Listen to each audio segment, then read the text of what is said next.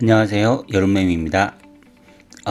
먼저 한 가지 사과 말씀을 드리고 시작하고 싶은데요. 조금 전에 지난 시간에 스케치한 걸 채색하는 과정을 녹화했는데, 그만 카메라에 초점이 맞지 않는 상태로 녹화한 걸 모르고 진행해 버려서요.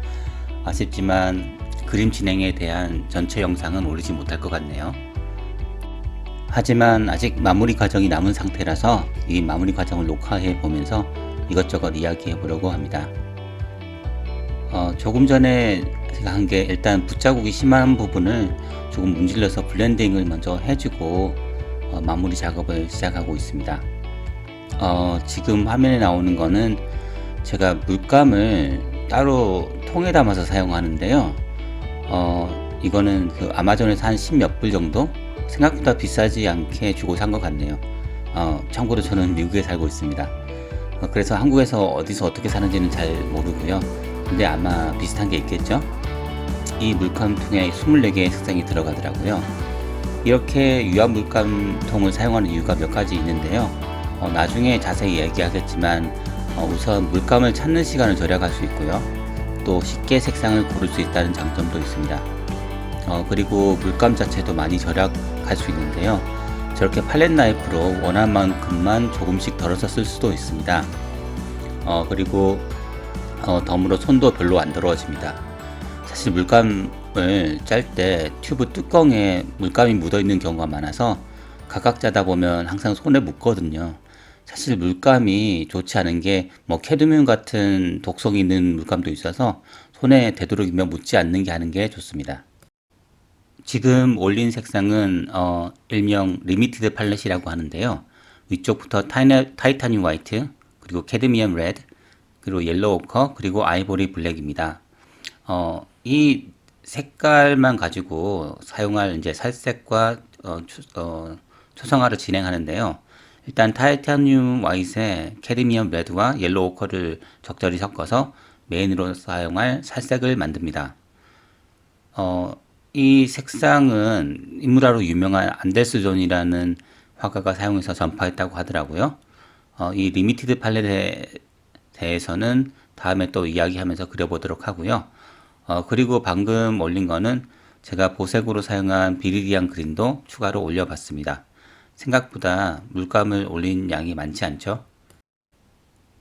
마무리 작업을 시작하면서 아무래도 제일 먼저 눈에 들어오는 거는 하이라이트 부분인데요. 그림을 그리는 도중에 흰색을 물론 조금씩 올려봤지만 이게 살색과 섞여서 원하는 만큼의 밝기가 안 나왔더라고요. 저는 참고로 이렇게 대비가 좀 괜찮은 것을 좋아하는데요. 그래서 흰색으로 다시 덧칠을 해보는데요. 이때는 붓의 힘 조절이 아주 중요합니다. 아직 아직 밑에 물감들이 마르지 않은 상태거든요.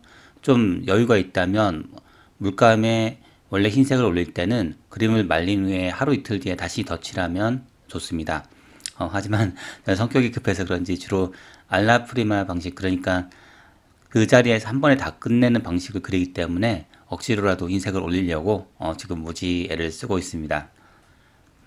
마르지 않는 상태에서 윗색을 올릴 때에는 붓의 탄력도 사실 매우 중요한데요. 제가 지금 쓰고 있는 붓은 알라프리마 방식에 적합한 족제 비털 붓입니다.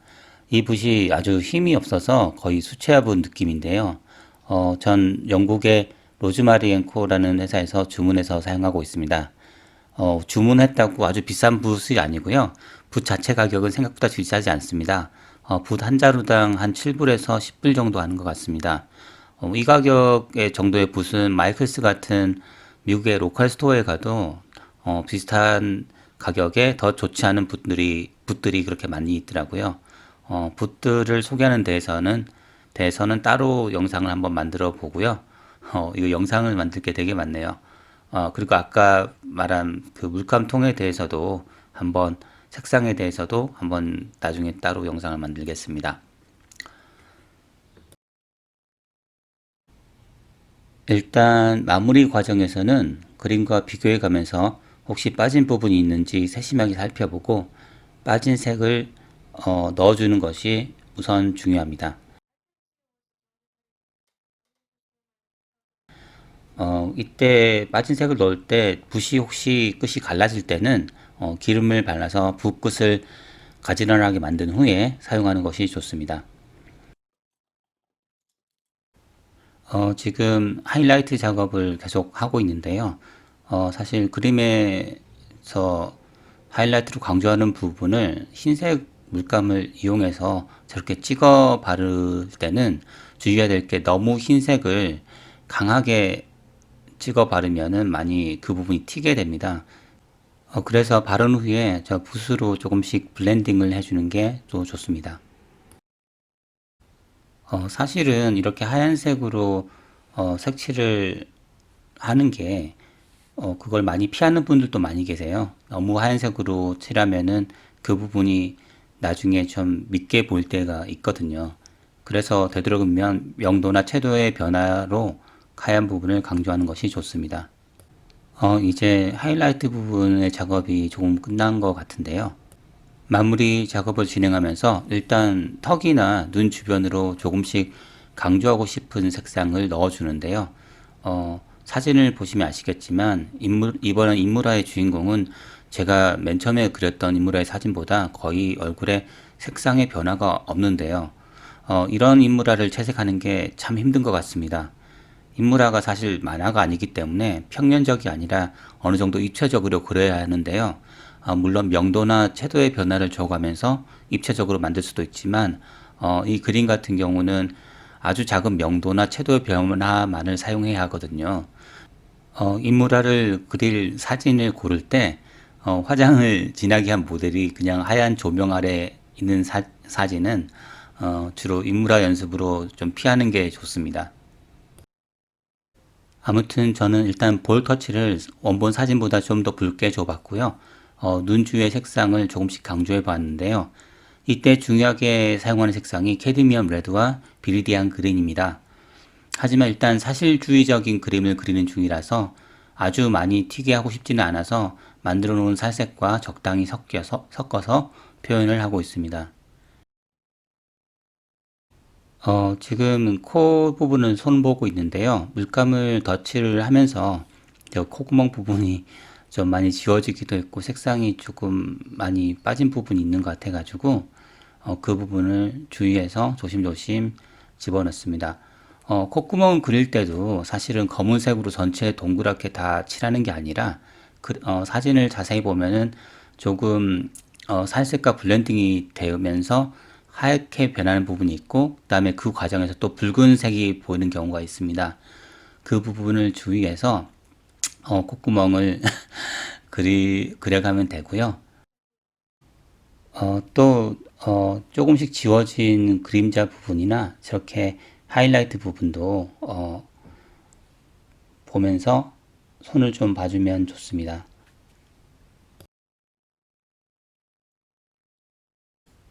캐드미엄 레드를 사용해서 조금 너무 허옇게 된 부분이 많다 싶은 부분은 좀 저렇게 핏기를 조금씩 넣어줘도 좋습니다. 때로는 원본 사진하고 다를 수도 있는데요. 저렇게 조금 더 붉게 눈 주변이나 코 그리고 입 가쪽을 넣어주면은 좀 더 핏기가 있어 보이고 좀 더 사진에 생동감이 넘치게 됩니다.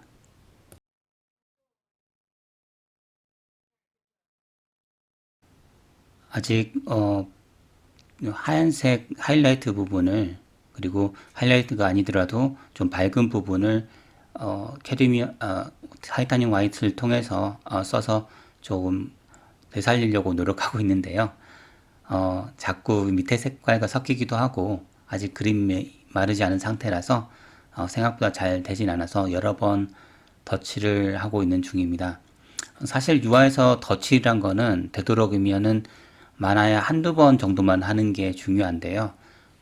그렇지만 이렇게 밝은 부분의 덧칠 같은 경우는 그렇게 여러 번을 진행을 해도 많이 아래 물감과 섞여서 뿌옇게 되는 현상이 나타나지는 않습니다. 주로 어두운 부분이 이제 충분히 어두워지지 않고 색깔이 섞이면서 조금씩 밝아지는 부분이 있는데요. 하얀색 부분은 일단은 조금 더 이렇게 사용해도 되고요. 덧칠을 할 때 중요한 게 또 물감을 충분히 올려가지고 밑에 물감보다 무조건 좀 더 두껍게 올린 것이 또 중요합니다. 그래서 지금 하얀색으로 하이라이트 부분을 조금 더 강조해 보며 마무리 작업을 진행하고 있습니다.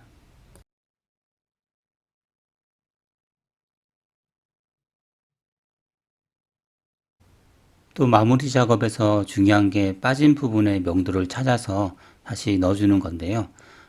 입술 아래쪽의 명도가 지금 보니까 생각보다 진하게 되어 있지 않아서 이 부분을 조금씩 보정해 보고 있습니다. 이때는 아이보리 블랙에다가 캐디미안 레드와 옐로우 컬을 섞어서 만든 갈색을 섞어서 진한 갈색을 만들어서 부드럽게 블렌딩을 해주고 있는 중인데요.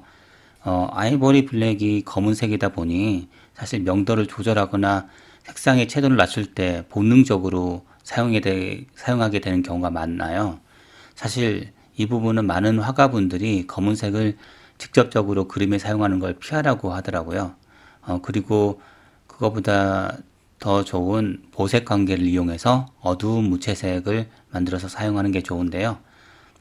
예를 들어서 붉은 계열의 번트 엄버나 번트 시엔나와 또 푸른 계열의 울트라마린 블루만 섞어도 충분히 어두운 색이 나오거든요.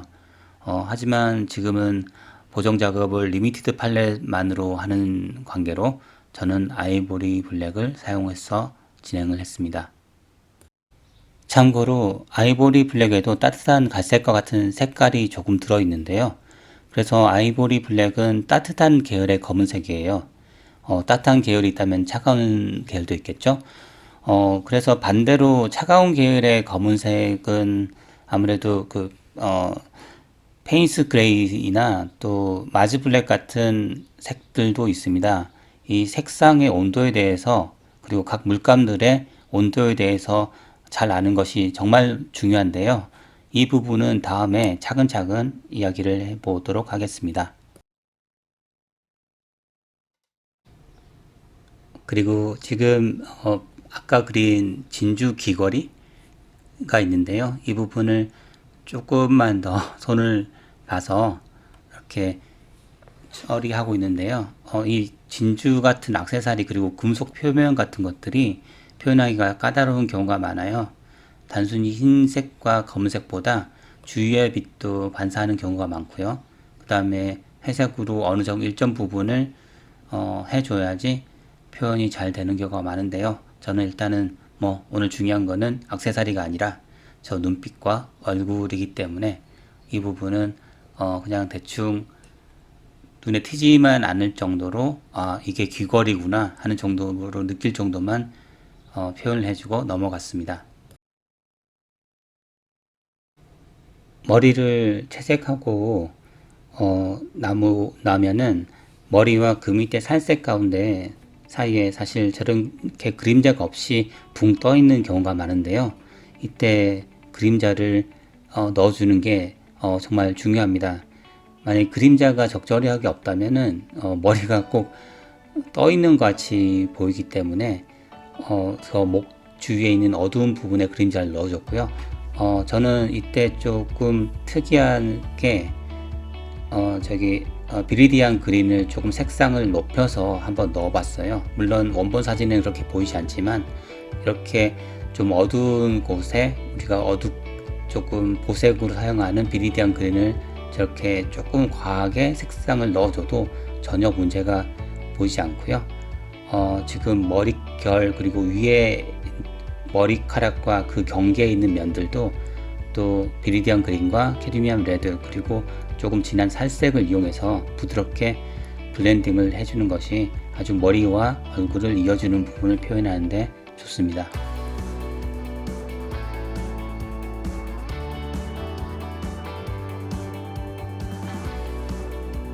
목 부분의 그림자 같은 경우는 우리가 처음에 조금 저는 진하게 해주고 출발을 했는데도 제가 덧칠이라든지 색깔을 넣으면서 좀 밝은 살색과 섞이다 보니까 조금 뿌옇게 된 부분이 있는데요.